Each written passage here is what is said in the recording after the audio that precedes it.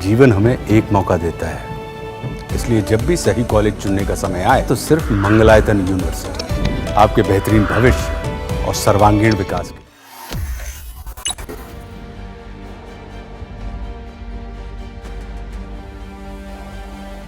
भारत और फ्रांस के बीच रिश्ते कैसे हैं, ये दुनिया ने कनाडा में खत्म हुए 51वें G7 शिखर सम्मेलन में देख लिया, जब प्रधानमंत्री मोदी ने फ्रांस के राष्ट्रपति इमैनुअल मैक्रों से मुलाकात की।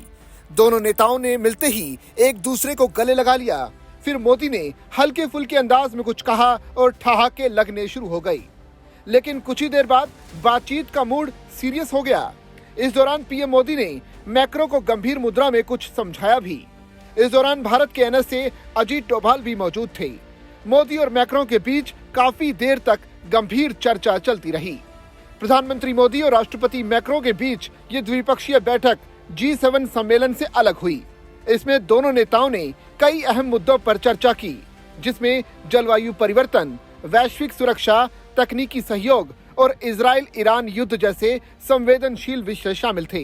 पीएम मोदी ने मैक्रों से मुलाकात के बाद सोशल मीडिया प्लेटफॉर्म एक्स पर लिखा कि राष्ट्रपति इमैनुअल मैक्रों के साथ बातचीत हमेशा सुखद होती है। हमने कई वैश्विक मुद्दों पर विचार साझा किए। भारत और फ्रांस मिलकर धरती के हित में काम करते रहेंगे।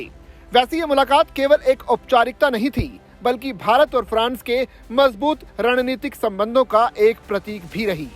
सूत्रों के मुताबिक पीएम मोदी और मैक्रों के बीच ग्लोबल साउथ की आवाज को मजबूत करने, हिंद प्रशांत क्षेत्र में स्थिरता बनाए रखने और क्लीन एनर्जी के क्षेत्र में सहयोग पर भी गंभीर बातचीत हुई।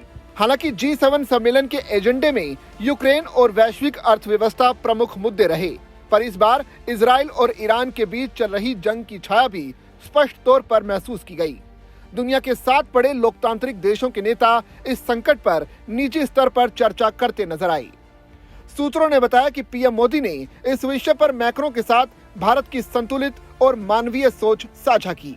उन्होंने स्पष्ट किया कि सभी पक्षों को संयम बरतना चाहिए और हिंसा के बजाय कूटनीति से समाधान की दिशा में आगे बढ़ना चाहिए। राष्ट्रपति मैक्रों ने इस दौरान ऐलान किया कि 2026 का G7 शिखर समिट फ्रांस के एवियन शहर में आयोजित होगा। ये वही ऐतिहासिक शहर है जहां 1962 में एवियन समझौते पर हस्ताक्षर हुए थे, जिसने अल्जीरिया को आजादी दिलाई थी। पीएम मोदी और मैक्रों की इस मुलाकात की शुरुआत भले ही दोस्ताना अंदाज में हुई हो, लेकिन बातचीत में मुद्दे गंभीर भी थे। ग्लोबल डिप्लोमेसी के इस मंच पर भारत ने फिर से यह स्पष्ट किया कि वो केवल दर्शक नहीं, एक सक्रिय, जिम्मेदार और संतुलनकारी ताकत भी है।